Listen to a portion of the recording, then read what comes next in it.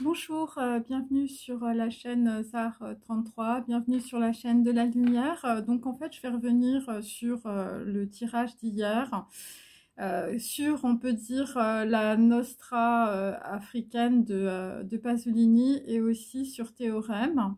Voilà, parce que en fait, j'ai mis ça dans mes cartes, hein, évidemment, ce sont mes propres cartes.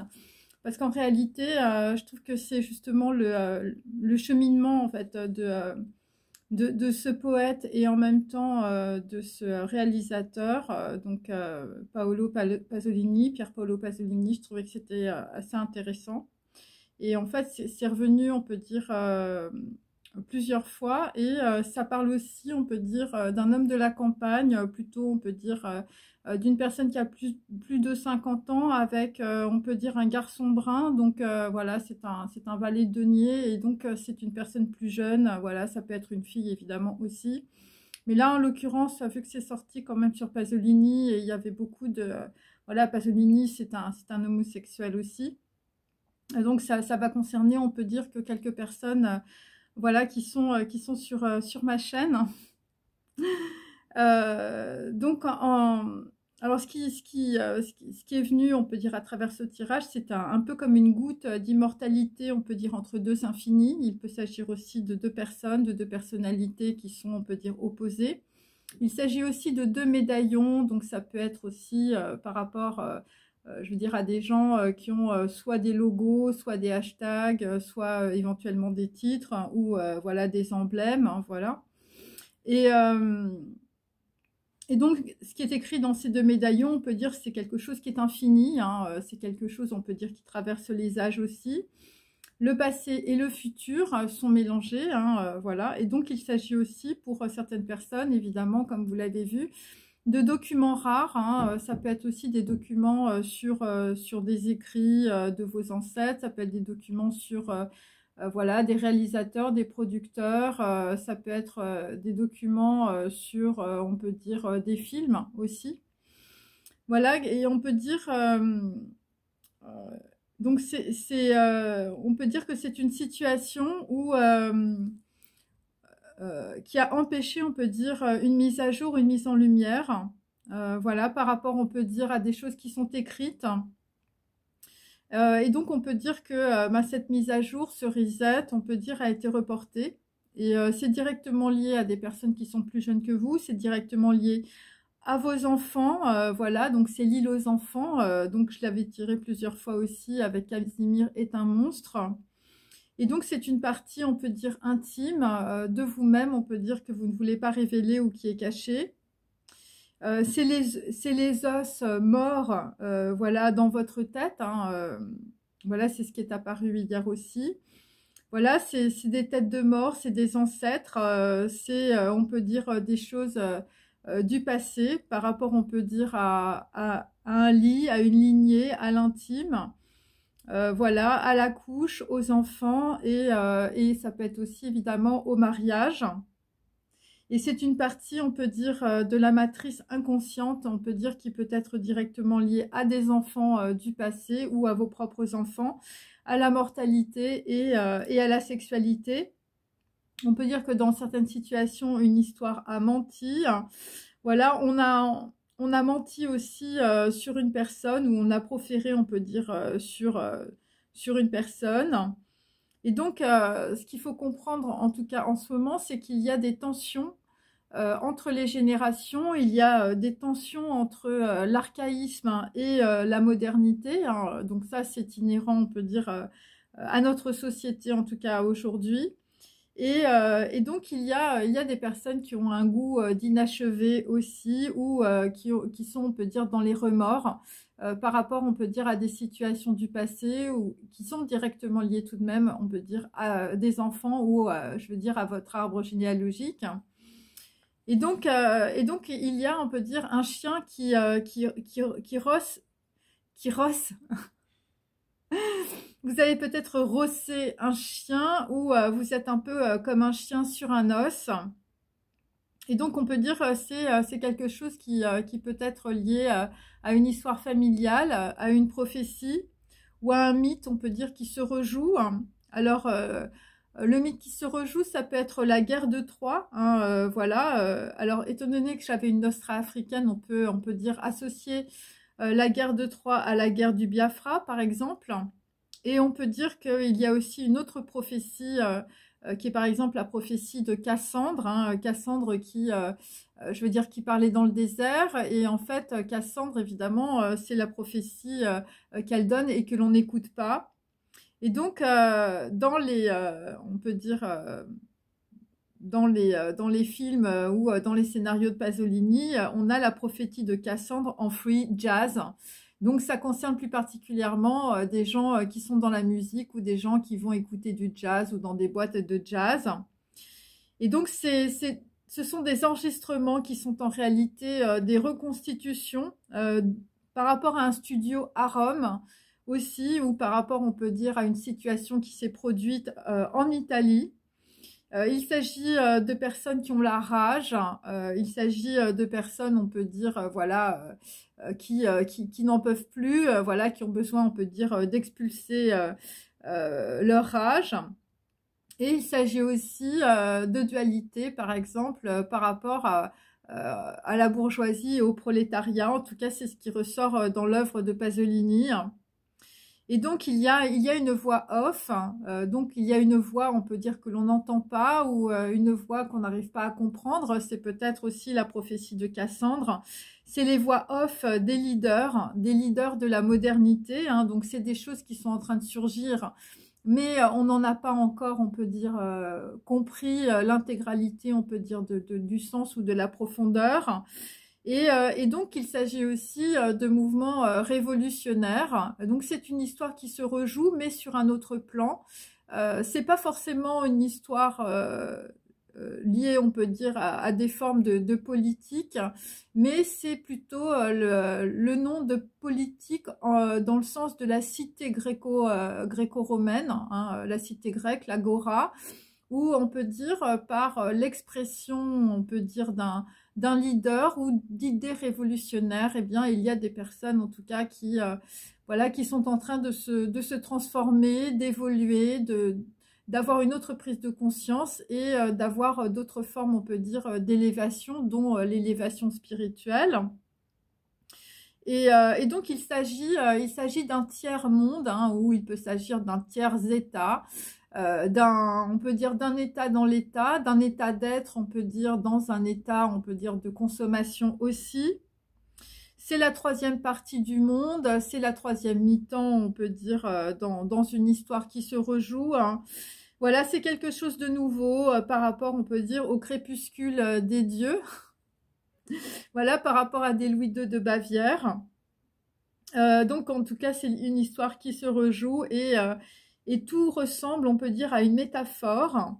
Et donc, en fait, je me suis plongée dans le poème, on va dire, des cendres de Gramsci, hein, puisqu'on avait aussi, je veux dire, les ancêtres, les vacances au sépulcre, tout ça.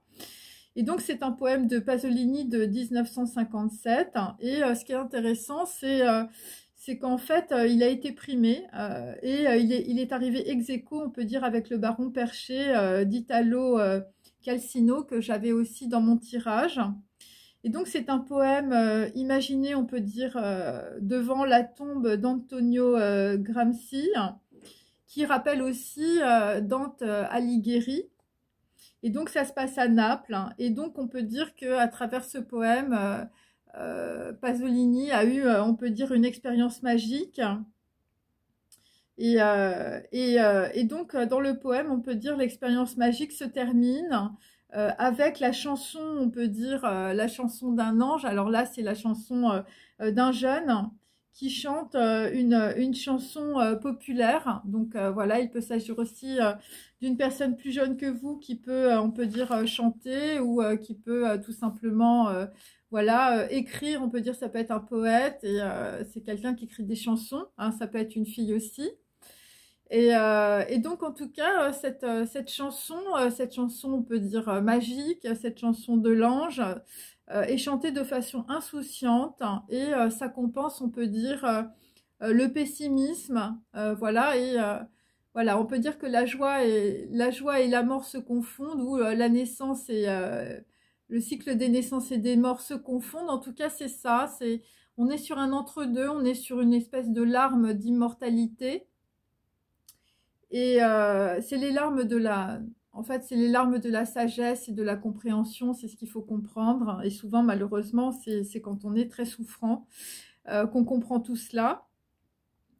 Et donc, il y a aussi des personnes qui ont rapport, on peut dire, avec la Galerie nationale de Rome ou, je veux dire, Rome ou Picasso.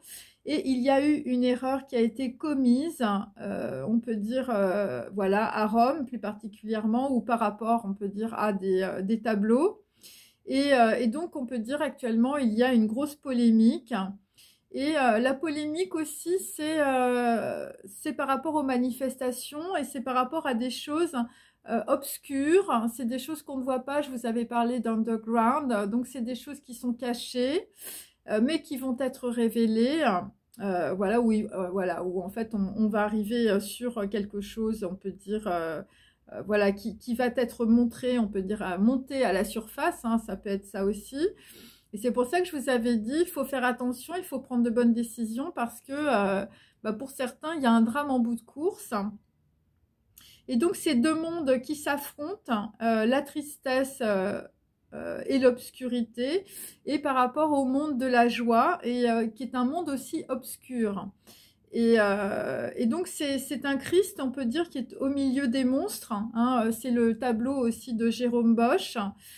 Voilà, c'est les chants du Frioul, c'est peut-être des souvenirs que vous avez aussi voilà, quand vous étiez adolescent ou adolescente. Et donc, ça revient. Et ça peut être aussi des souvenirs, par exemple, avec des membres de votre famille, le peuple des journaliers en habit de fête. Hein. Donc, je veux dire, c'est des gens qui travaillent dans les champs. Et donc, voilà, c'est des choses qui...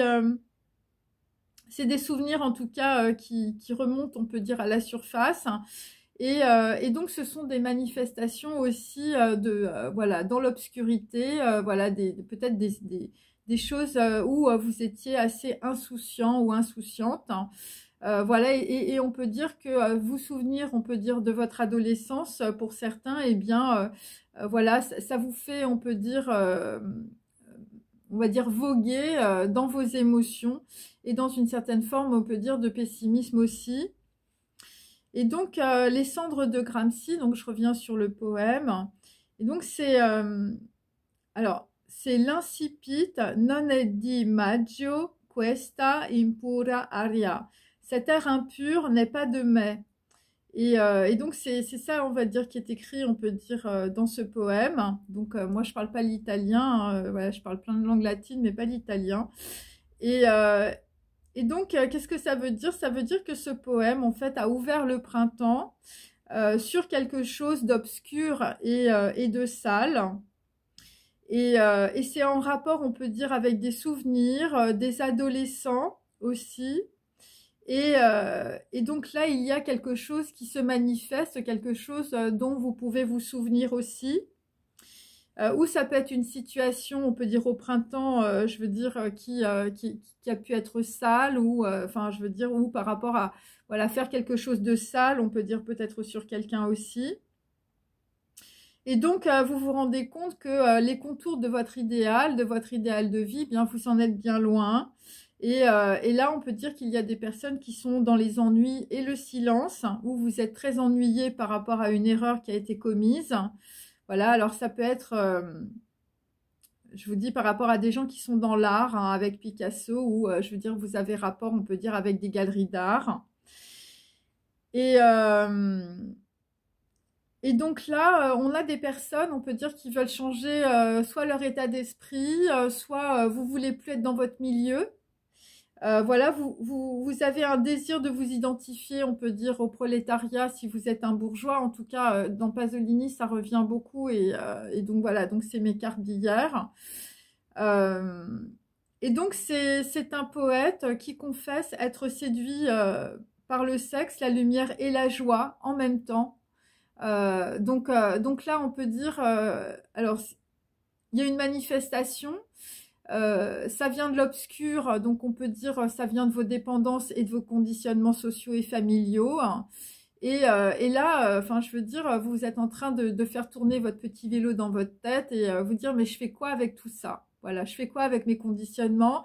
Je fais quoi avec ma vie? Je fais quoi, on peut dire, avec mes pulsions sexuelles? Je fais quoi avec mon adolescence? Je fais quoi avec tout ce que j'ai vécu quand j'étais jeune? Donc voilà, donc là c'est des gens qui vont essayer de mettre de la lumière, on peut dire, sur des choses, on peut dire très obscures, très souterraines, très intimes. Et ça peut concerner en tout cas des personnes qui vous ont accusé, des personnes qui ont dit que vous aviez eu peut-être des gestes ou des actes obscènes. Donc c'est des accusations d'obscénité. Et donc le poète entend les menaces de ses persécuteurs, obsédé sordidement contre celui qui trahit parce qu'il est différent. Et donc vous comprenez dans la situation que parce que vous avez, on peut dire, un comportement, on peut dire différent, un comportement qui sort des cadres, un comportement qui n'est pas le comportement de votre caste sociale. Bon là, en l'occurrence, il s'agit de Pasolini, quelqu'un qui est plutôt, on peut dire, dans l'homosexualité, voire, on peut dire, avec de jeunes garçons. Et, euh, et, donc, euh, et donc, on peut dire, les personnes qui ne sont pas, on peut dire, conformes à une caste, à un clan, à une famille, à des représentations, on peut dire, sociales, bourgeoises, eh bien, on les trahit, on les accuse. Voilà, parce qu'ils sont différents. Alors, par exemple, si vous êtes une femme, on peut vous accuser parce que voilà, vous ne rentrez pas dans les cadres, vous n'êtes pas soumise, je veux dire, à la dictat de votre famille ou au dictat de la société. Vous êtes quelqu'un qui est libre, vous êtes quelqu'un qui essayait, on peut dire, de marcher sur quelque chose, on va dire, de plus ouvert, d'avoir de la conscience. Et vous êtes entouré de personnes évidemment qui, parce que vous ne faites pas comme les autres, qui voudraient vous voir soumise, on peut dire, à leur diktat, eh bien tous ces gens-là, ça les emmerde. Et donc c'est pour ça aussi que vous aussi, vous pouvez entendre, on peut dire, des menaces, voilà, par rapport, on peut dire, voilà, à votre façon dont vous envisagez aussi les relations, on peut dire, avec les hommes, hein, et qui peuvent sortir, on peut dire, des canons classiques de votre culture.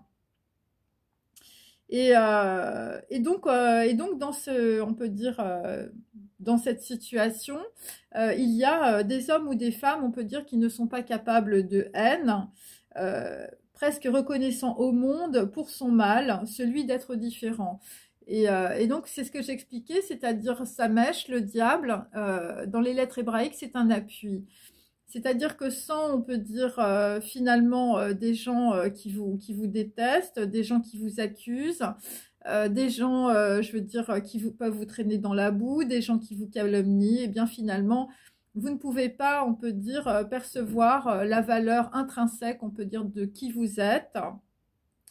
Et donc c'est pour ça qu'il y a des gens qui ne sont pas capables de haine.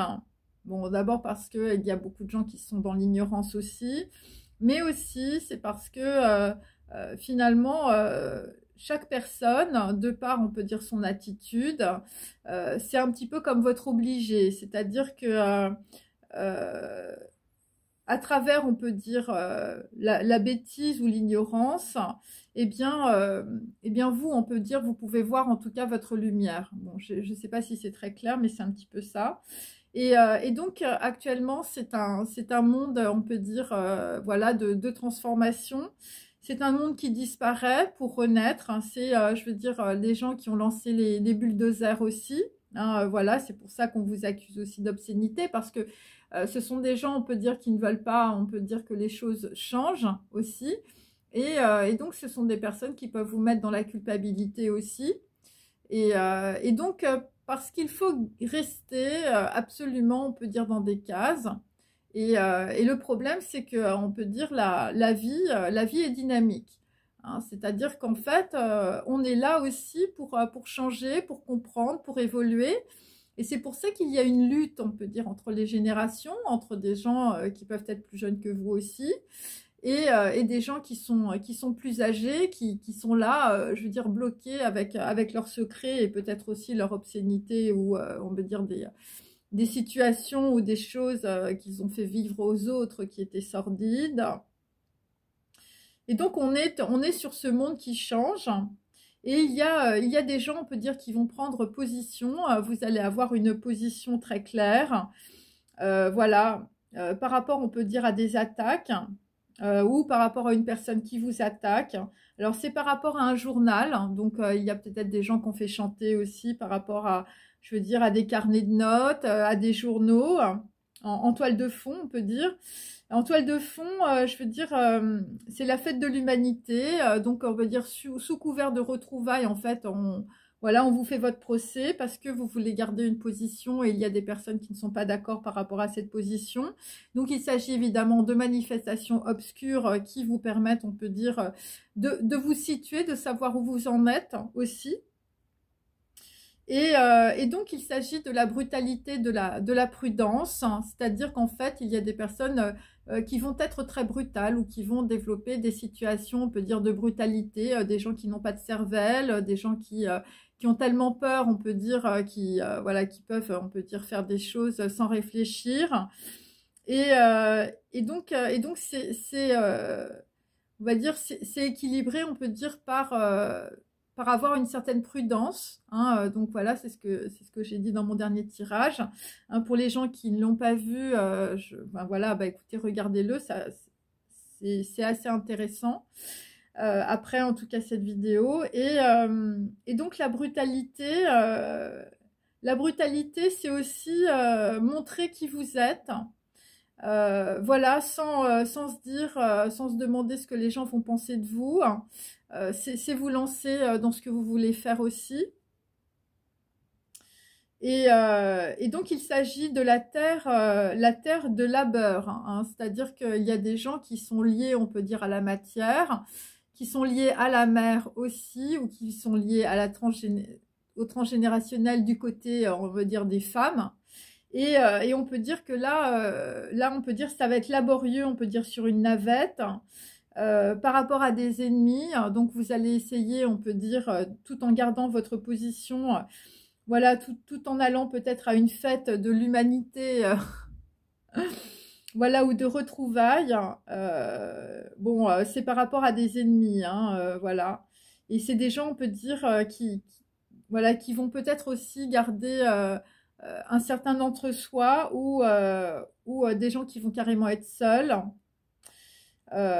Et donc par rapport à une navette, je veux dire par rapport à la Terre, hein, ça peut être par rapport à votre famille, donc ça peut être des informations qui s'échangent aussi. Voilà, c'est les ennemis, c'est les gens qui ne vous veulent pas du bien. Eh bien, vous vous rendrez compte, en tout cas, qu'il y a, on peut dire, un différentiel entre vous et les autres, hein, parce que ces gens n'ont pas de foi, même si, on peut dire, ils se disent très humains ou très humanistes. Et donc, parce que dans la situation, en réalité, puisque tout est en train de se transformer, c'est un monde qui change et il n'y a plus de sens où vous ne comprenez plus, on peut dire, le sens de ce qui vous arrive autour de vous. Et il s'agit, on peut dire, de personnes qui vont être peut-être contre voilà, ce que pensent les gens à la télévision, ce que pensent les gens voilà, sur les plateaux télé. Et il s'agit aussi d'écrire des textes sur la société ou contre la télévision. Enfin, je sais pas, il y a quelque chose comme ça où on est en train de remettre en cause finalement voilà, ce que des personnes qui avaient, on peut dire, le crachoir disaient. Et donc, c'est de façon à faire, on peut dire, la religion de son temps. Voilà, donc on peut dire que bon bah avant vous regardiez la télé, maintenant vous êtes plutôt sur des chaînes YouTube ou sur Twitch. Voilà, et donc là vous allez vous faire, on peut dire, votre propre accord majeur, votre propre religion peut-être, votre propre ressenti par rapport, on peut dire, à un chemin de spiritualité ou un chemin philosophique. Et donc là, en fait, par rapport à mon tirage, donc on va arriver sur les Grazi.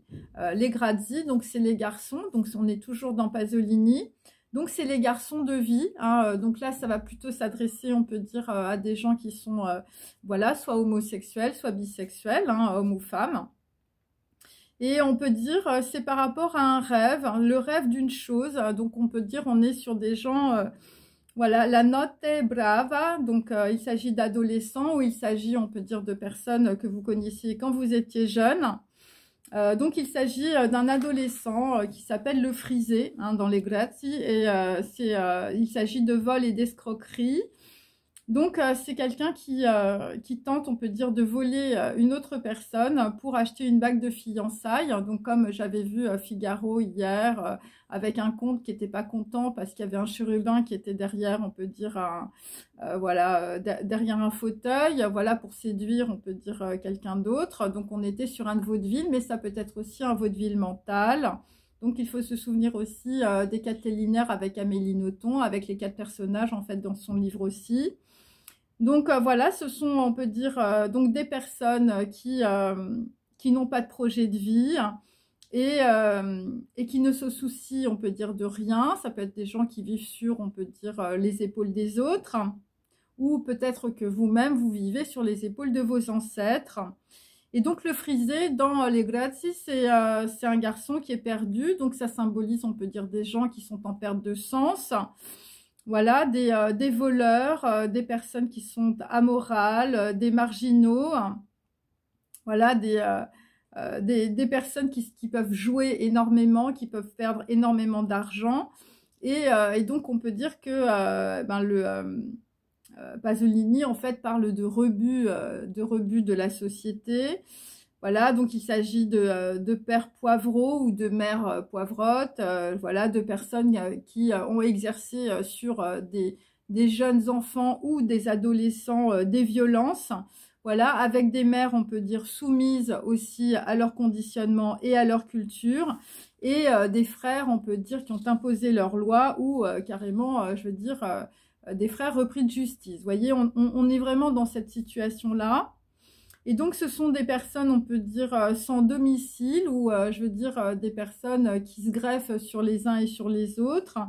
Voilà, ou des gens qui ont été déplacés.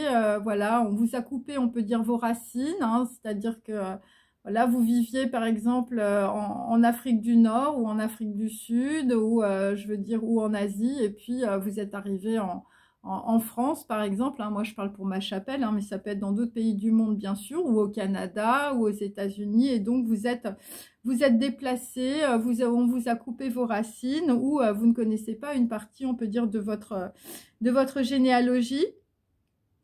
Et donc, on peut dire que ce qui est assez intéressant, c'est donc il y a une partie en vous-même qui est comme un monde clandestin. Un monde, on peut dire qu'on vous a volé aussi, ou vous avez vécu d'une certaine manière, et il y a quelque chose, on peut dire, qui n'a jamais été révélé. Ça peut être aussi dans les deux sens, bien sûr. Hein. Donc, l'ado, le frisé, c'est aussi le rebelle. Hein. Le rebelle qu'on a étouffé, voilà, l'enfant intérieur, je veux dire, voilà, on lui a mis un petit torchon dans la bouche et en fait, il s'est jamais exprimé. Ça peut être ça aussi, le frisé. Hein. Ou peut-être c'est des gens qui n'ont jamais, on peut dire, parlé de leur homosexualité ou de leur bisexualité par rapport, on peut dire, à leur adolescence ou leur enfance. Vous voyez, ça peut être pris dans pas mal de... Voilà, donc ça, c'est de la divination, hein, ok. Et donc, on peut dire que c'est un monde clandestin, c'est quelque chose qui est obscur, évidemment, dans votre psyché, ok. Et, donc, pourquoi on peut dire, vous avez, on peut dire, voulu peut-être voler, on peut dire, quelqu'un, peu importe, hein, on peut voler d'une certaine manière, hein, voilà. Ou, je veux dire, vous vous sentiez perdu, hein, tout simplement. Où vous êtes entouré de voleurs, hein, c'est possible, et bien parce que c'était pour survivre, on peut dire, à la corruption. Survivre aussi par rapport à votre milieu social, à l'industrialisation, à la bourgeoisie, parce que vous, en fait, dans votre tête, eh bien, peut-être qu'allez voir, on peut dire, des marginaux, des gens très amoureux, voilà. C'était une façon, on peut dire, de voyager. Donc ça s'est vu beaucoup aussi au début du siècle. Voilà, des gens qui allaient s'encanailler. c'est un petit peu ça, donc les bourgeois qui allaient voir les prostituées, tout ça, parce qu'ils sont canaillés aussi. Voilà, c'est parce que c'est des gens, on peut dire, dans leur famille ou dans leur lignée, c'était des gens qui étaient très soumis. Donc, on va dire, ils sont canaillés et évidemment, avec toutes les déviances, évidemment, sexuelles.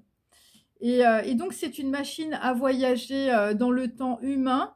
Et donc, on peut dire que à travers ça, à travers cette façon, on peut dire, voilà, cette escroquerie, on peut dire à soi-même, hein, bien sûr, hein, puisque là, on est plutôt dans les dépendances, on est plutôt avec le diable, avec sa mèche. Eh bien, c'est comme ça que vous avez un peu échappé à cette soumission, on peut dire, sociale ou culturelle. Et c'est là que vous vous êtes senti véritablement libre. Voilà. Et donc, ce qu'on voyait aussi pour quelque chose, on peut dire une classe inférieure, eh bien, pour vous, c'était une machine à voyager. Et parce que vous aviez l'impression d'être un rebelle, ou vous aviez l'impression, on peut dire, de vivre.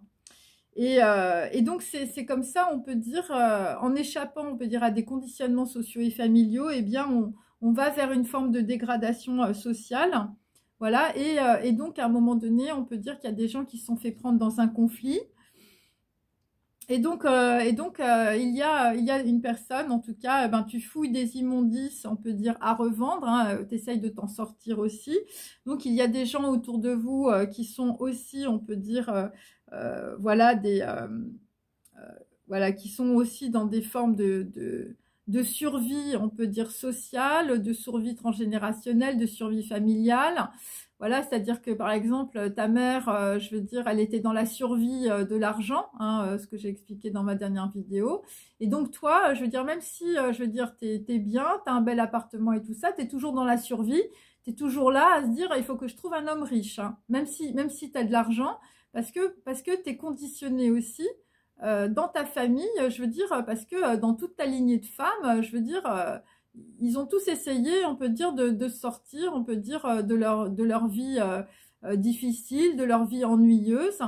Et dans les lignées, on peut dire des familles, on peut dire bourgeoises, d'industrialisation et tout ça, et ben eux, en fait, c'était le contraire. C'est-à-dire qu'eux, ils allaient fouiller au fond de la poubelle les immondices.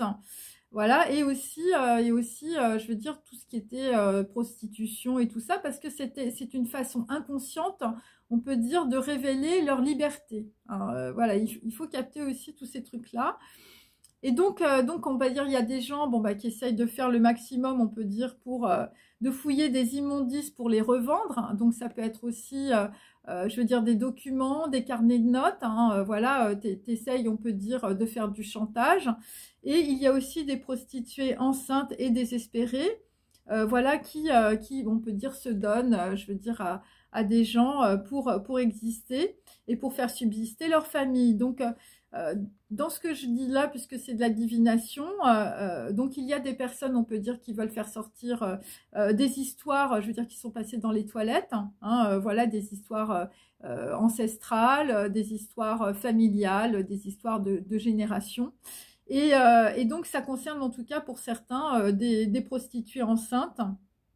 Voilà, des gens qui étaient désespérés, enfin je veux dire, et qui se sont accrochés, on peut dire quelqu'un qui avait de l'argent. Et donc, pourquoi? Eh bien, parce que toutes ces personnes, peu importe, on peut dire le niveau social, là, je veux dire, c'est transgénérationnel aussi, voilà, c'est une misère affective. Il y a de la misère affective, il y a de la misère sexuelle, même si ce sont des gens qui peuvent être très riches, hein, les industriels, des gens qui travaillent avec leur cerveau, des gens qui ont pignon sur rue, des gens qui sont reconnus dans leur domaine. Eh bien, c'est la misère. En tout cas, on va dire dans la société bourgeoise, c'est l'ennui au quotidien. Mais ça peut être, on va dire, plus que maintenant, on peut dire tout le monde, on va dire, gagne plus ou moins, je veux dire, sa vie. Hein. Bon, sauf en ce moment, c'est difficile, on peut dire, voilà. Mais il faut comprendre que dans une société matérialiste, on peut dire c'est l'ennui. C'est l'ennui parce qu'on fait disparaître aussi des valeurs humaines, des valeurs humanistes. Et donc là, on peut dire, ce qui peut se produire, c'est qu'on va essayer de récupérer, on peut dire, des valeurs qui sont, voilà, des valeurs entre les gens. Moi, c'est ce que je dis toujours, les gens, c'est plus important que l'argent. Bon, bah, il y a des gens qui pensent le contraire. Et donc là, on peut dire, on arrive au rebut. on arrive au bout, on peut dire, au bout de la rue, hein, au bout de la, voilà, et je veux dire, c'est la faille. Et, et là, il y a des gens qui se rendent compte que finalement, ils ne vivent pas dans la réalité. Voilà. Et donc, il s'agit, on peut dire, de familles de la haute bourgeoisie. Je reprends toujours sur Pasolini. Et donc là, je vais vous parler du film de Théorème. Donc en fait, il s'agit d'un hôte, hein, il s'agit d'un garçon assez jeune, sensuel et très beau qui arrive, on peut dire, dans une famille, donc de la haute bourgeoisie italienne, et qui séduit, on peut dire, les 5 personnes de la famille. Donc c'est pour ça que je disais, bah, il y a un jeune garçon qui est passé dans tous les lits. C'était justement par rapport, on peut dire, à Théorème. Et avant de partir, avant de disparaître. Et donc, qu'est-ce que ça veut dire? Ça veut dire que, on peut dire la mauvaise conduite triomphe, on peut dire des bonnes manières. Donc, ça veut dire que dans une situation, il y a, on peut dire, une personne qui, voilà, c'est un ange noir, hein, bien sûr, une personne qui séduit, on peut dire tout le monde. Et donc, il va avoir, on peut dire, qui va avoir l'ascendant finalement sur la morale bourgeoise. Voilà, il va triompher des bonnes manières. Et en même temps, il va mettre, on peut dire, ces 5 personnes dans le désert de la conscience. Hein, c'est-à-dire qu'en fait, à travers, on peut dire, un événement, vous allez être confronté, on va dire, avec qui vous êtes. Voilà, c'est ça le théorème de Pasolini, et c'est par la sexualité. Hein, parce que bon, c'est à la fois de l'homosexualité, de la bisexualité. Et donc, qu'est-ce que ça va faire surgir parce que tout ça, évidemment, est enfoui dans la morale, hein, dans la morale sociale, dans la morale culturelle, dans la morale bourgeoise. Eh bien, ça va faire surgir, on peut dire, des aberrations les plus inconvenables, les plus insoutenables, les plus inclassables, voilà, qui se présentent, on peut dire, comme des moyens efficaces pour, on peut dire, reconnaître la vie. Hein, c'est-à-dire que il y a des gens qui n'avaient pas aucun sens, on peut dire, dans leur vie. Voilà, des gens qui peuvent être aussi feignants, on va dire, intellectuellement. Hein, tu peux très bien travailler, tu peux avoir des super diplômes, vraiment bien gagner ta vie, mais je veux dire, intellectuellement, je veux dire, tu es une bille. Hein, tu n'as jamais réfléchi, tu es un feignant. Et bien là, on peut dire, il y a une situation qui se présente. Bon, bah, c'est toujours lié à la sexualité parce que c'est ce qui a le plus d'impact, évidemment. Et là, tu vas comprendre, on peut dire, toutes les aberrations, on peut dire, de ta vie. Toutes les aberrations, je veux dire, de ta morale, de ta culture, de tes conditionnements aussi. Et donc, on peut dire, c'est les moyens opportuns du Bouddha, donc il faut toujours se méfier, évidemment. Les moyens opportuns, des fois, je veux dire, ça te met la tête dans l'eau. Hein. Enfin, je veux dire, des fois, je veux dire, il peut se passer un gros drame, hein, je veux dire, tu montes dans une voiture, t'es complètement bourré, t'es complètement shooté, t'as un accident et puis tu te retrouves dans une petite chaise. Tu vois, c'est ça. Et ça c'est des drames. Hein. Mais voilà. Et malheureusement, c'est à travers des drames, à travers des situations où tu peux passer à côté de la mort, où voilà, où tu peux perdre quelqu'un de ta famille. Eh bien, c'est à travers ça, on peut dire que tu vas commencer, on peut dire, à comprendre ce que c'est que le sens de la vie, parce que le sens de la vie, tu l'avais pas avant. Donc il y a toujours un avant et un après, c'est pour ça qu'on peut dire on a une espèce d'obscurité qui est en train, on peut dire, d'être manifestée, qu'à travers cette obscurité qui est manifestée ou qui va être manifestée, eh bien là tu vas voir le sens, on peut dire, de la lumière et le sens, on peut dire, peut-être de ta vie aussi. Donc là il s'agit évidemment, on va dire, voilà, de notes, hein, d'un carnet de notes. Hein, voilà, c'est le carnet de notes peut-être aussi de Bridget Jones, c'est le carnet de notes d'une femme, c'est le carnet de notes, je veux dire, d'une femme de chambre aussi. Voilà, c'est le carnet de notes d'une nostra africaine pour d'autres. Et donc là, puisqu'en contre j'avais Théorème, c'est l'ange destructeur, hein, donc c'est sa mèche, c'est l'appui en même temps, c'est le poteau, c'est le truc sur lequel tu t'appuies, tu t'accroches, et finalement c'est ce truc-là qui va faire que tu vas t'écrouler. Hein. Voilà, c'est ton meilleur pote ou c'est ta super copine ou c'est une super amitié que tu as. Et puis là, le poteau, il va s'écrouler complètement. Et c'est l'ange noir. Hein. Donc voilà. Donc là, bon, dans dans le film Théorème, c'est un jeune garçon. Donc je l'avais, hein, voilà, le garçon brun qui arrive et je veux dire, voilà, t'es dépendant et puis là, je veux dire, il y a tout qui se casse la figure. C'est l'ange noir aussi du livre d'Ortega. Et, euh, et donc, Théorème, c'est un livre, mais c'est surtout un film. C'est une démonstration par l'absurde. Et là, tu vas te rendre compte, on peut dire que ta vie, on va dire, tu l'as vécue avec, voilà, dans une certaine rigueur, mais peut-être avec beaucoup d'absurdité.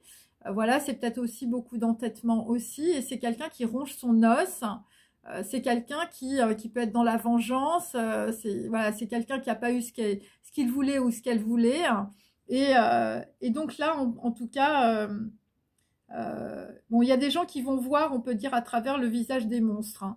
C'est-à-dire que le visage des monstres ou les visages des monstres, c'est les visages de ton enfance, c'est des visages de ton adolescence, c'est le visage de ta mère, c'est le visage de ton arbre généalogique et transgénérationnel, c'est le visage de ta grand-mère.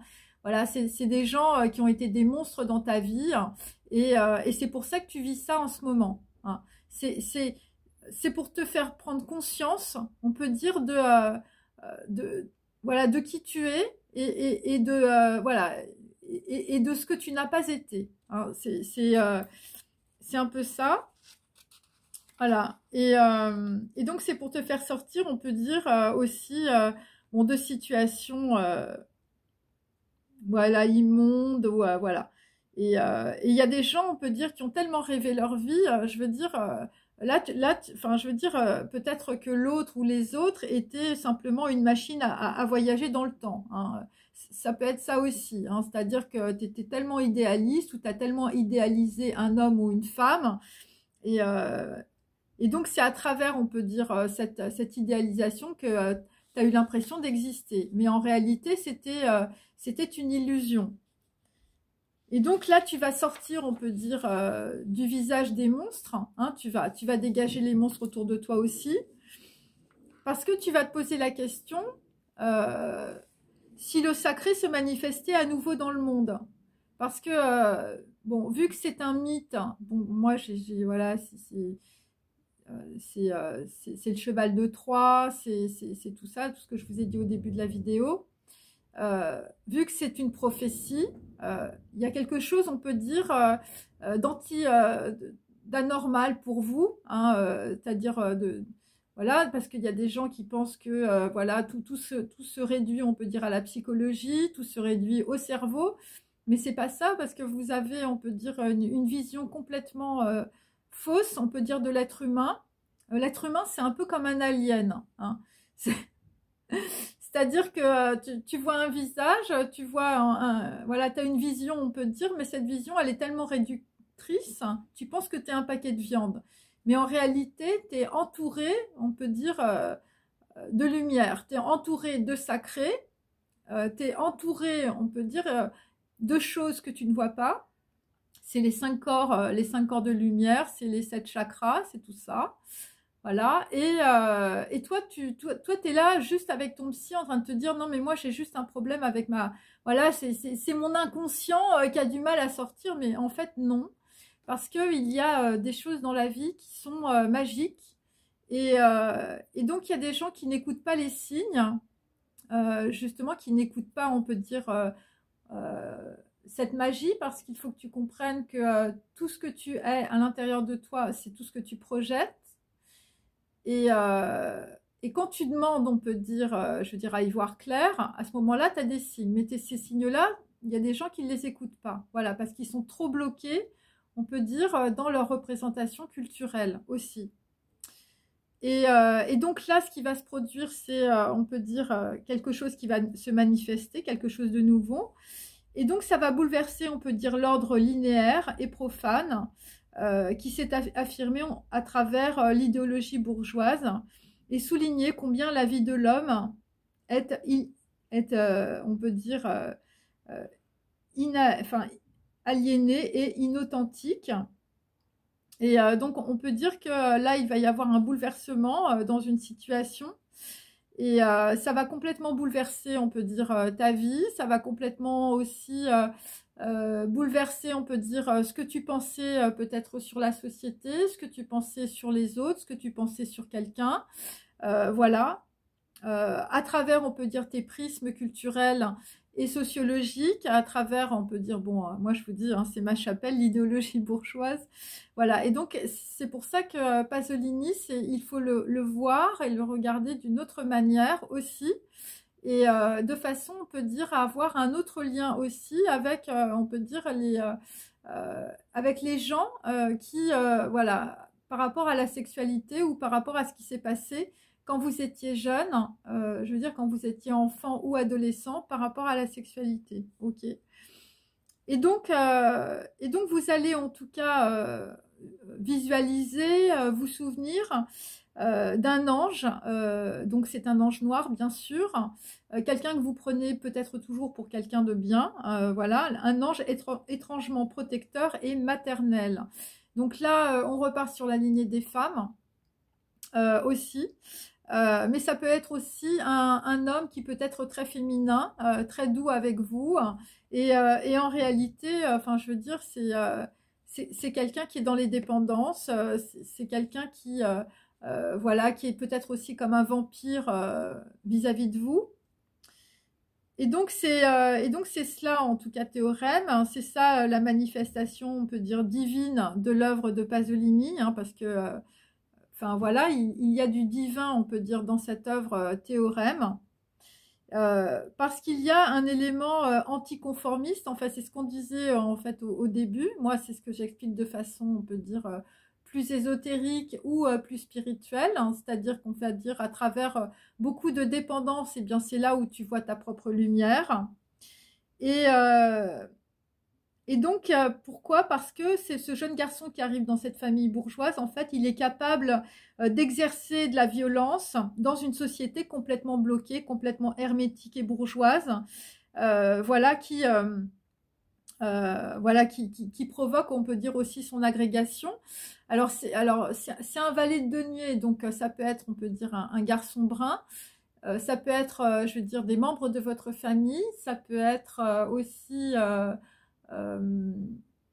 voilà, un fils, une fille, mais ça peut être aussi tout simplement quelqu'un qui est autour de vous et qui est plus jeune que vous.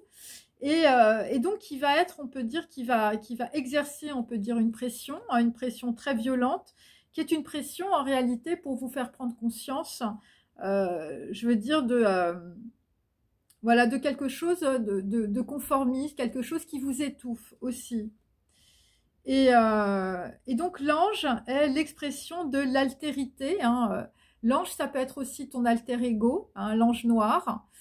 Ça peut être aussi quelqu'un qui va te faire traverser, on peut dire, des situations pour que tu puisses révéler en tout cas ta vraie nature, que tu puisses aussi avoir une posture qui ne soit pas une posture de soumission, hein, puisqu'on avait la soumission filiale aussi. Donc ça peut être aussi une situation où, je veux dire, soit un homme vis-à-vis d'un jeune garçon, soit un jeune garçon vis-à-vis d'un homme.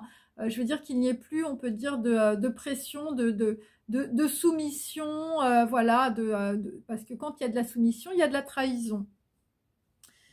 Et donc c'est de cette manière-là, en tout cas, que chaque personnage de l'œuvre de Théorème, de Pasolini, vont entrer, on peut dire, en lien avec le sacré. Donc, on peut dire, donc il y a des gens qui passent du noir au blanc, hein, ça on l'a vu dans ma vidéo aussi. Et donc, on peut dire que dans la situation, il n'y a plus de studio de doublage, c'est-à-dire que les gens vont se rendre compte que ce que tu dis, c'est vrai. Et il y a des gens voilà, qui disaient un truc et qui ne le faisaient pas, ou qui ne disaient pas une chose et qui faisaient le contraire. Et, euh, et donc là, dans la situation, en tout cas, tu vas voir très clair, et plus personne ne pourra, on peut dire, broder sur, on peut dire, quelqu'un ou sur une situation en particulier.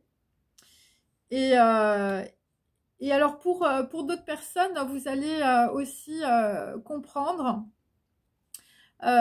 qu'il y a quelque chose que vous cherchez, et vous cherchez cette chose dans un vide, hein, dans le vide, puisque quand il n'y a plus de, on peut dire, voilà, de sens, hein, voilà, parce qu'il y a un effondrement, l'effondrement de l'ego. Ce qui vous donnait du sens, c'était votre ego, et en fait, vous vous êtes rendu compte, on peut dire, que l'ego ne fonctionnait plus, que les conditionnements auxquels vous croyez ne fonctionnaient plus, hein, ou que les personnes autour de vous, eh bien, bah, c'était plus vos amis, c'était vos ennemis. Et donc là, il y a quelque chose, on peut dire, dans le vide, et où il y a quelque chose qui s'est vidé, hein, le bocal, on peut dire, s'est vidé, et il ne reste plus que le cadre, et tout a disparu autour. Voilà, c'est-à-dire qu'en fait, c'est un peu comme si, je veux dire, tu avais vidé, on peut dire, tes informations matricielles, et là, il ne te reste plus, on peut dire, que la colonne vertébrale, il ne te reste plus que les os. Voilà, alors, peut-être des gens, ils ont la peau sur les os, c'est peut-être ça aussi. Euh, et donc... il s'agit, cette vacuité, hein, c'est ça qu'il faut comprendre, le vide, hein, cette vacuité, c'est une musique sacrée dans un bâtiment gris. C'est-à-dire, c'est ton intériorité, en fait. Et, euh, et donc là, évidemment, quand on n'a pas l'habitude, on peut dire, de cette vacuité, c'est une présence désincarnée qui t'angoisse et qui t'assaille. C'est beaucoup de monotonie, beaucoup d'angoisse. Et donc, c'est de cette manière-là, en tout cas, que tu vas, on peut dire, redécouvrir, on peut dire, une forme de religiosité primitive. Et c'est comme ça, c'est par cette vacuité, en tout cas. Après, on peut dire être passé, on peut dire, dans du non-sens et dans du vide, hein, c'est l'effondrement de l'ego. Eh bien, tu vas être plus réceptif, on peut dire, aux messages qui vont t'arriver, qui vont être transmis. Et alors, c'est par rapport à l'appendice et à un journal. Voilà. Alors, c'est l'appendice d'un journal, mais bon, ça peut être aussi une partie d'un corps.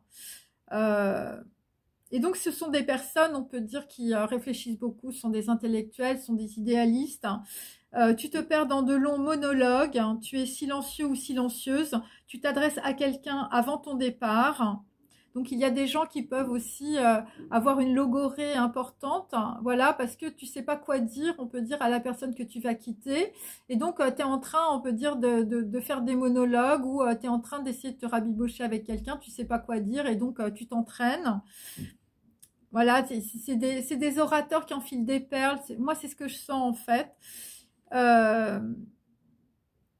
et donc, au moment, on peut dire, où la personne part, donc ça peut être un homme, une femme, et ça peut être aussi par rapport à deux hommes, ou je veux dire un homme avec, je veux dire, un jeune garçon brun, hein, puisque j'ai dans mon tirage. Eh bien, tu vas voir en tout cas la mystérieuse complicité qui vous unit. Et, euh, et donc, parce qu'il va y avoir, on peut dire, une confrontation, une attitude qui va évoquer la dimension sacrée de l'autre, ou je veux dire d'un autre ou d'un autre, voilà, ou d'un ange noir, tout simplement. Et, euh, et donc, alors, il y a des gens qui vont se dire des trucs avant de partir. Tu seras la seule à savoir quand je ne serai plus là, que je ne reviendrai plus jamais. Et tu me chercheras là où où il y aura lieu de me chercher. Donc c'est peut-être aussi, je veux dire, des messages par rapport, on peut dire, à des documents, ou je veux dire, à des carnets de notes. On peut dire que vous devez chercher à travers votre arbre généalogique et transgénérationnel. Voilà, où il y a une personne qui sait, tu seras la seule à savoir quand je ne serai plus là. Donc il y a des gens, on peut dire, qui ont, on peut dire, voilà, qui se sont dévoilés à d'autres personnes, ou qui vont le faire. Et donc on peut dire, bon, il y a des choses, on peut dire, qui sont, voilà, qui sont coupées. Et donc en tout cas, ça va. Bon, il y a des gens qui pleurent, tu pleures et tu guéris ta blessure. Donc il y a, on peut dire aussi, quelque chose qui est un sacrifice, où il y a une femme qui se sacrifie. Il y a un sacrifice par rapport à une femme. Voilà, où je veux dire, il y a une femme qui se sépare, et après il y a un sacrifice. Enfin, je sais pas, il y a quelque chose, en tout cas, il y a quelqu'un qui s'est sacrifié, on peut dire, peut-être pour sa famille, un homme ou une femme. Et là, il y a quelqu'un qui part parce que ben, si tu es un homme ou une femme, tu n'as peut-être plus envie de te sacrifier, on peut dire, voilà, pour des gens autour de toi, des gens qui n'ont pas reconnu ta valeur, ce genre de choses. Et donc là, après cela, après Théorème, en fait, j'ai la parabole du désert. Donc la parabole du désert, c'est la deuxième partie, on peut dire, de ce film. Et Dio fece quindi piegare il popolo per via del deserto. Et donc, pregare, en fait, c'est très ambigu parce que ça veut dire incliner, abaisser la tête. Donc, il s'agit de personnes qui vont dans le désert. Donc, on va dire, tu vas dans le désert en abaissant ta tête, c'est-à-dire qu'en fait, t'es plus dans l'ego, hein, je veux dire, t'es plus là en train de dire, ouais, voilà, c'est moi, je suis là et tout ça. Donc, tu baisses la tête. Tu baisses la tête par rapport, on peut dire, à une situation ou par rapport à quelque chose que tu comprends. Voilà.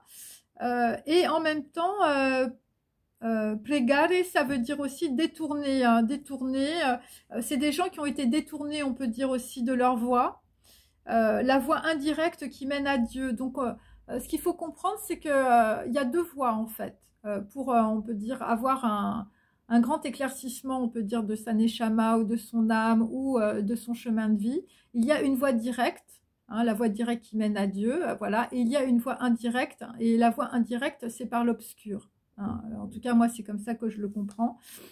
Et donc, dans la voie indirecte qui mène à Dieu, eh bien, c'est la voie sexuelle chez Pasolini. Hein. Bon, il faut reprendre aussi, voilà, il faut remettre les choses dans le contexte.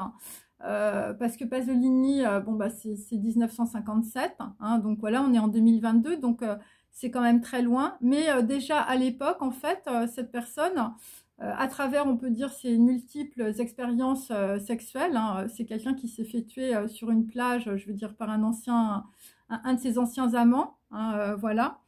Et donc, c'est quelqu'un qui, à travers, on peut dire, les autres, à travers son rapport, on peut dire, charnel, sexuel, c'est quelqu'un finalement qui cherchait la voie, hein, qui cherchait en tout cas sa lumière. Voilà, donc moi, je parle de tout ça sans aucun jugement, mais je dis quand même qu'il y a la voie indirecte. Et la voie indirecte, ça concerne évidemment toutes les choses qui sont de l'ordre de la moralité. Voilà, c'est des choses qui sont, je veux dire, détournées aussi par des conditionnements sociaux et familiaux.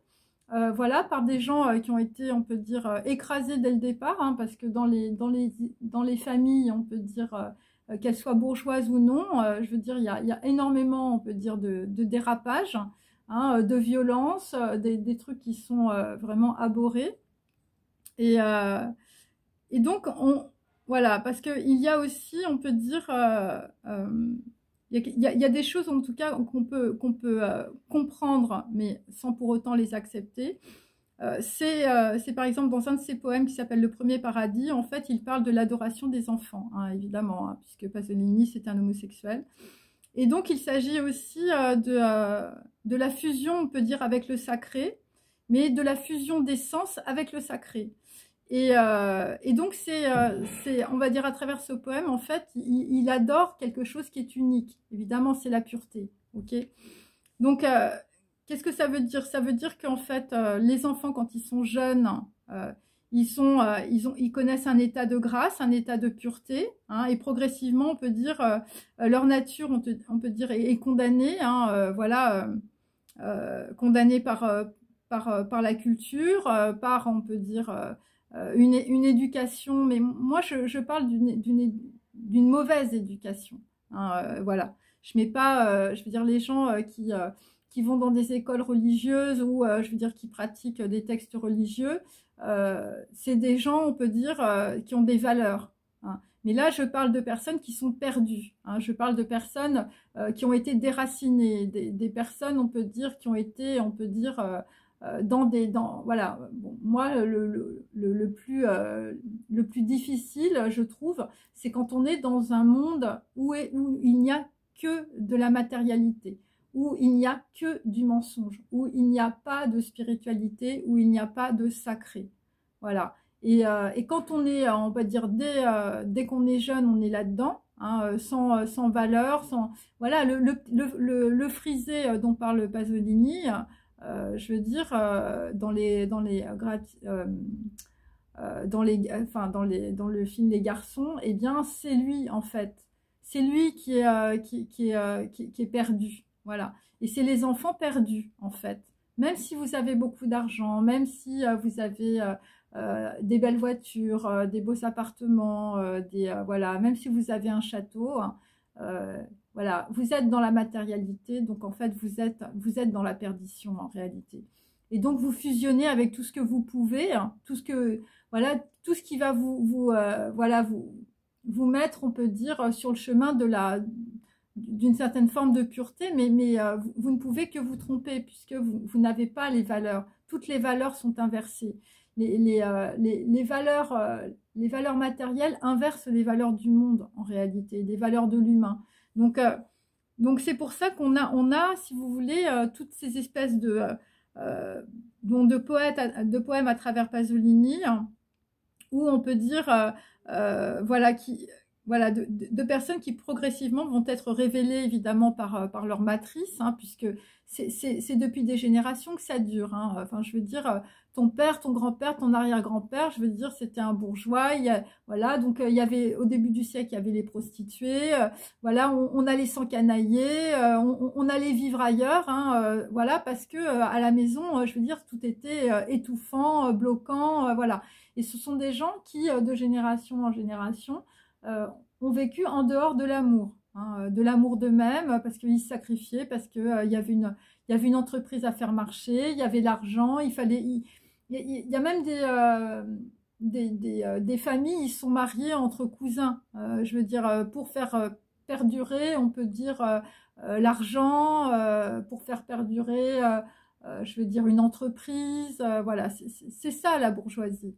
Hein, et c'est ça que aborde en fait Pasolini. Et quand on comprend ça, c'est-à-dire quand on comprend que ces gens ont été coupés, on peut dire, de tout, hein, voilà, c'est-à-dire qu'en fait, c'est pour devenir des produits où tu fonctionnes bien, on peut dire, dans ta famille, parce que ta famille, c'est une société. Donc, tu dois bien fonctionner dans la société.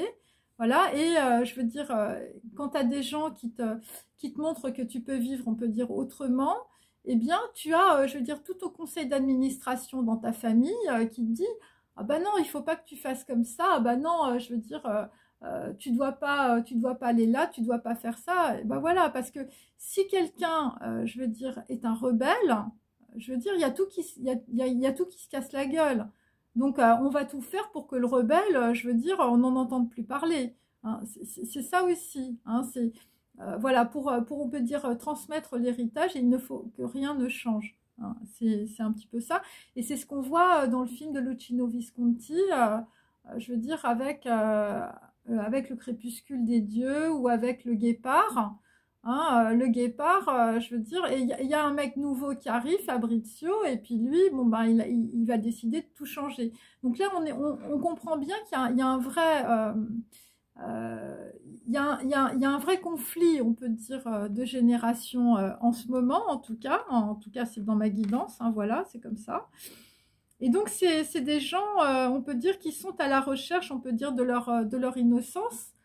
Hein, et c'est pour ça qu'on arrive sur de l'homosexualité, de la bisexualité, et je veux dire, on fait n'importe quoi. C'est à cause de ça. Voilà, parce qu'à travers l'innocence, on peut dire même des adolescents, eh bien, tu peux retrouver, on peut dire, une forme de grâce primitive. Voilà, c'est un petit peu ça. Et donc, après, on est confronté, on peut dire, dans sa société, dans sa culture, dans sa famille, on est confronté, on peut dire, à de la haine, hein, à de la haine qui se manifeste sans raison parce que c'est animal, c'est-à-dire que les gens, ils se rendent compte que tu es en train de changer, tu es en train d'évoluer, tu réfléchis, et donc là, tu sors, on peut dire, d'un horizon, on peut dire, de pureté, hein, et tu vas vers, on peut dire, vers de la dualité, vers de la soumission. Et donc, la partie 2, donc c'est le désert, hein, donc dans le film de Théorème, c'est un vase qu'on ne peut remplir, hein, ou vider complètement. C'est-à-dire que il en reste toujours quelque chose. C'est-à-dire que tu peux, on peut dire, par une situation ou un événement, te vider complètement, mais tu resteras quand même, je veux dire, quand même attaché, je veux dire, à une forme de bourgeoisie, attaché à une forme de culture, attaché à tes racines, hein, c'est ça, et donc c'est l'état de conscience.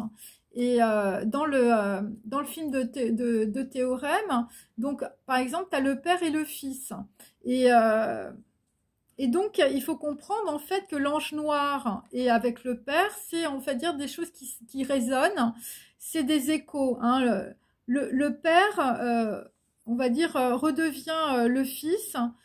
Derrière, on peut dire une physionomie juvénile, lointaine et généreuse du fils qui dissimule, on peut dire, un père fécond. C'est-à-dire que enfin moi voilà c'est un petit peu bon j'avais compris ça mais je l'ai relu après c'est-à-dire qu'en fait on est avec deux personnes en réalité qui n'en sont qu'une seule ou on peut dire ça dépend ce que tu projettes sur ton fils ou ça dépend ce que ton fils projette sur toi et par exemple si tu es un père qui est très soucieux très avare eh bien, ce qui va se projeter, on peut dire, derrière toi, c'est un fils, on va dire, qui va être décevant et anxieux. Voilà. Et parce que, on va dire, la personne étrangère, l'hôte, l'ange noir, eh bien, c'est à la fois, on peut dire, ta prise de conscience. Dans ton désert, c'est la prise de conscience de ta vacuité. Et, et donc, de cette manière-là, tu intègres à la fois le côté, on peut dire, de ton adolescence, hein, de qui tu étais en tant que fils aussi, et ce que tu étais en tant que fils, c'est ce que tu vas pouvoir transmettre. Hein. Je veux dire, si tu es un... voilà, et le problème qui se pose, c'est que si tu es voilà, si par exemple, dans ta génération, ton fils ou ta fille, elle est rebelle, je veux dire, tu vas pas pouvoir, on peut dire, d'abord transmettre, mais si, je veux dire, tu as vécu des trucs difficiles, donc il y a tout un, il y a un rapport aussi, je veux dire, dans les relations, je veux dire, femme-femme, homme-homme, qui sont pas révélées. Moi c'est ce que je capte. L'homosexualité, la bisexualité, le truc transgénérationnel, ancestral, de gens qui allaient voir des prostituées et tout ça chez les bourgeois. Et ben c'est quelque chose, on va dire, je veux dire, genre t'as honte, hein, et en fait tu bloques le truc. Et donc en bloquant le truc, et ben en fait t'as tellement peur que finalement bah, ton fils il fait la même chose ou ta fille elle fait la même chose. Donc c'est ça en fait dont il faut prendre conscience.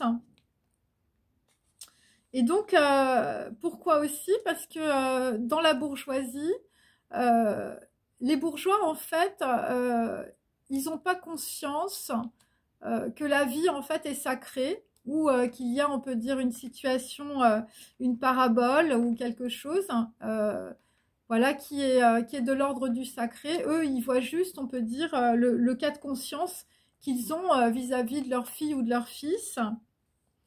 Et donc, si tu es dans le désert, c'est aussi pour, on peut dire, faire, on peut dire, un chemin intérieur par rapport, on peut dire, à ta génération, savoir ce que tu veux offrir, on peut dire, à tes enfants aussi. Hein, on est vraiment là-dedans.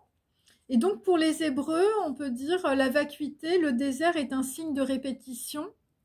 Hein, c'est-à-dire qu'en fait, ce que tu as vécu, je veux dire, si c'est pas conscientisé, si c'est pas transmuté, ton fils ou ta fille le vivra, hein, et tes petits-enfants après. Et qu'est-ce que ça veut dire aussi le désert? Ça veut dire que le désert, c'est l'envers de la vie. Donc, c'est pas ce que tu vis, on peut dire, dans ta matière, qui va, on peut dire, définir, on peut dire ce que tu vas pouvoir, on peut dire, transmettre. Ce que tu transmets, c'est ton intériorité. C'est l'envers de la vie. Hein, c'est ce dont parle Pasolini. C'est la vacuité. C'est l'unicité du désert, qui est une épreuve, une recherche, un dépouillement. Et l'horizon est indéfiniment ouvert. Il représente un paysage de la crise existentielle. C'est-à-dire que quand tu es dans ta vacuité, quand tu traverses un désert, je veux dire, suite à une situation, eh bien c'est à travers de cette crise existentielle que tu vas, on peut dire, aller sur une voie qui ne te semble pas logique, hein, surtout si tu es dans une culture très matérialiste ou une famille très matérialiste. Et c'est la voie indirecte, hein. C'est la voie que prennent les gens qui sont perdus dans la matérialité. Et, euh, et donc, voilà. Et la sexualité fait partie de la matérialité, peu importe le lien que vous avez avec cette sexualité. Et donc là, il y a des gens qui passent par une crise existentielle, justement. Et, euh, et donc, il faut comprendre que quand on traverse, on peut dire, ce désert, quand tu traverses ce désert, eh bien, le désert ne te récuse pas. C'est-à-dire que euh, quand tu es dans la vacuité ou quand tu es avec des gens, on peut dire, mais bon, là, c'est plutôt de la solitude, hein, en tout cas, je vous conseille de l'être. Eh bien, je veux dire, tu comprendras que quand tu traverses ton désert intérieur, eh bien, il n'y a pas de jugement. Voilà, le désert t'accueille. C'est-à-dire qu'en fait, ton âme t'accueille, ton intériorité t'accueille. Voilà, et c'est pour ça que je dis, il faut commencer par se dire je t'aime, faire des choses qui te plaisent, et tu vas voir qu'en fait, tu seras plus dans la dualité du mental, tu seras dans la douceur et tu seras dans l'amour de toi-même. Et tu vas diverger vers une trajectoire sans fin, parce que dans le désert, on peut dire, euh, voilà, il y a un horizon, tu peux tourner à droite, tu peux tourner à gauche, je veux dire, tu peux te... Voilà, tu es dans le désert, hein, je veux dire, à droite ou à gauche, ça change rien, hein, voilà. Et donc, c'est comme ça que, on va dire, tu traverses aussi tes conditionnements, tes illusions, et donc tu peux être aussi, je veux dire, l'angoisse, hein. L'angoisse, c'est la perte de ton identité, de ta propre personnalité. Voilà, voilà, c'est ce qui t'a protégé, on peut dire, pendant des années. C'est tous les rôles que tu as joués dans la société, c'est les rôles que tu as joués devant ta famille. Et donc tu vas te poser, tu vas te dire ça, en fait, tu vas te dire, mais comment pouvais-je vivre dans un tel vide? Voilà, parce que c'est ça que tu vas conscientiser.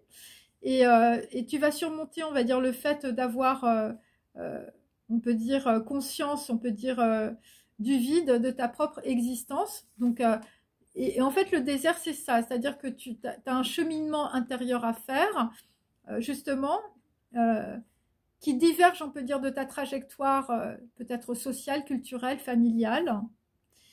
Mais c'est pour, on peut dire, te dégager du vide. Voilà, c'est pour faire que ta vie ne soit plus vide comme tous tes ancêtres. Voilà, c'est des gens qui ont vécu dans du vide, qui ont vécu sans amour, qui ont vécu voilà, dans le stress, dans la dualité, dans l'angoisse, dans la terreur, dans la souffrance. Et donc tu vas te dire, en tout cas, c'était pourtant ça ta vie. Ouais. Et, euh, et donc, et t'as vécu tout ça aussi à ton insu, parce que t'étais ignorant de tout ça, et parce que ton esprit était peuplé, on peut dire, de conventions, ou peut-être de personnes autour de toi, voilà, c'était des gens qui étaient très très formatés, et ce sont des personnes aussi qui, on peut dire, voilà, étaient empreints d'une profonde laideur morale, parce que la bourgeoisie, c'est vraiment ça. C'est-à-dire qu'en fait, c'est ta morale, on peut dire, qui t'a fait vivre, on peut dire, dans le vide. Voilà. Et toi, tu pensais que c'était bien, hein. Tu pensais que voilà, puisque ton père ou ta mère ou les gens de ta famille t'avaient dit ça, t'étais dans une certaine forme de moralité, et puis en même temps, tu étais dans la dualité, tu faisais des trucs pas clairs, on peut dire, avec ta sexualité. Et en fait, c'était ça. C'est-à-dire que quand on est dans la dualité, quand on dit une chose et on fait une autre, eh bien, en fait, on vit dans le vide. Voilà. Et, euh, et en tout cas, par cette fenêtre, cette petite fenêtre voilà, de mon téléphone, on peut vivre dans une joie extraordinaire. En tout cas, tu vas être ébloui par la lumière matinale. Et pourquoi? Eh bien parce que tu vas apercevoir le Fils aux yeux barbares et tu vas reconnaître les tiens. C'est, on peut dire, c'est la note existentielle de la tragédie du désert. Tu es projeté dans une sphère mythique, on peut dire de répétition, hein, quelque chose de surnaturel. Et ce que tu vas apercevoir, c'est la paix qui s'étend en toi jusqu'à l'infini. Et c'est ça le désert. Et le désert, c'est la vacuité infinie où tu touches ta conscience. Voilà, bon bah écoutez, j'ai terminé. J'espère que ça n'a pas été trop long. Je vous remercie. Allez, passez une bonne journée. Au revoir.